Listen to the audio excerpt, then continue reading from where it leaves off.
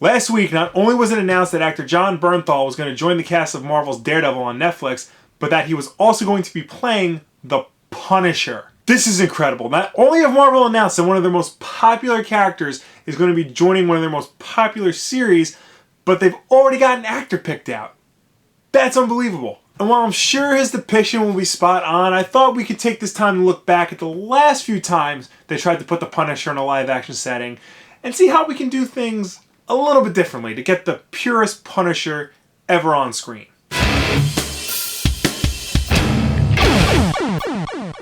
Now, I know there's been some debate over whether or not Jon Bernthal is going to be a good Punisher. Most of the people say yes, but of course, it's the internet, there are detractors. But I feel like these arguments are putting too much emphasis on who's playing the Punisher, rather than the most important part of the story, which is the fact that Marvel is doing the Punisher! Besides, the last few times they tried to do a live-action Punisher, the guy actually playing Frank Castle the Punisher is usually the best part of the movie. Well, let's take a look back at those films and see exactly what went wrong if we can. Now, the first Punisher movie from 1989 was barely a Punisher movie at all. There isn't a whole lot from the comics in this movie, aside from the fact that there's a guy named Frank Castle who goes around murdering bad guys. He's not even wearing the skull on his shirt in this movie. Now, at best, it's a typical B action movie of the 80s that would normally star Dolph Lundgren.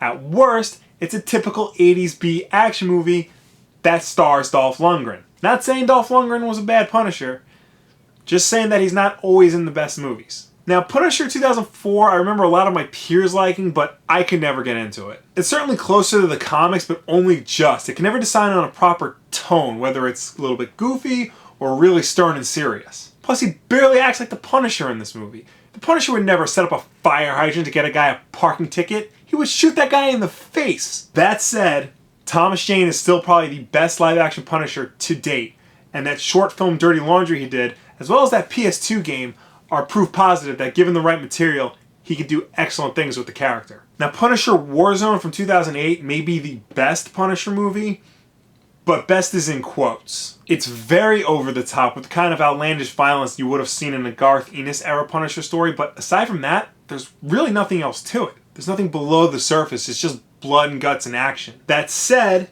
it's good blood and guts and action, and this movie's actually pretty funny in a morbid way, but that's about it. So we have a character who's had more live-action movies than Wonder Woman, but we can't seem to get him right.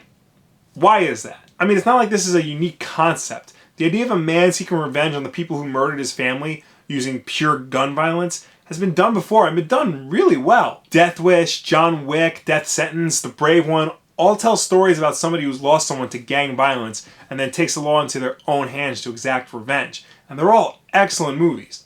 Especially John Wick. Hell, if you want my honest opinion, the best pure Punisher movie is The Purge Anarchy. Frank Grillo's character in that movie is basically the Punisher. So we can clearly see that making a good Punisher movie is possible.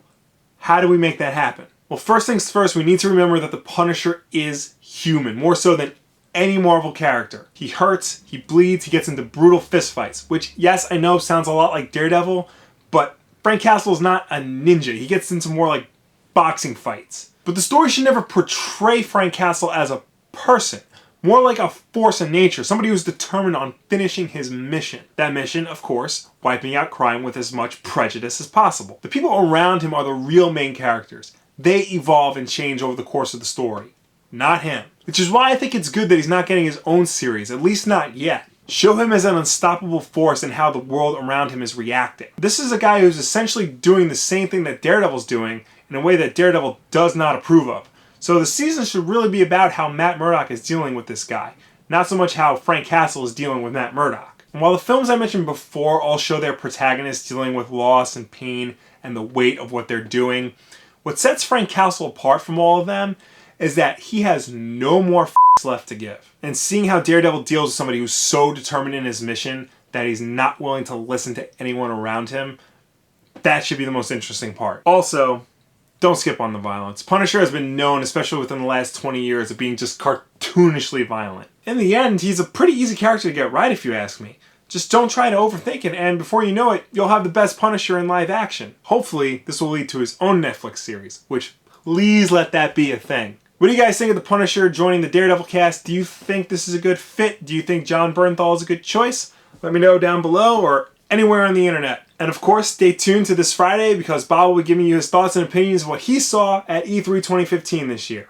And one day, I will get to go too. Maybe. Who knows? Till then, like if you like, subscribe if you really like, share this video with your friends. Thank you all so much for watching, and I will see you next time. They're running ads across the bottom of 2 story pages, meaning that they're going to put the story on top and then the ads on the bottom. This sucks. I'm not going to lie. This straight up sucks. I was wondering about what music you two listen to when you're gaming. I don't listen to music when I'm gaming. Yeah, I honestly, I hate people who listen to music that's not in-game music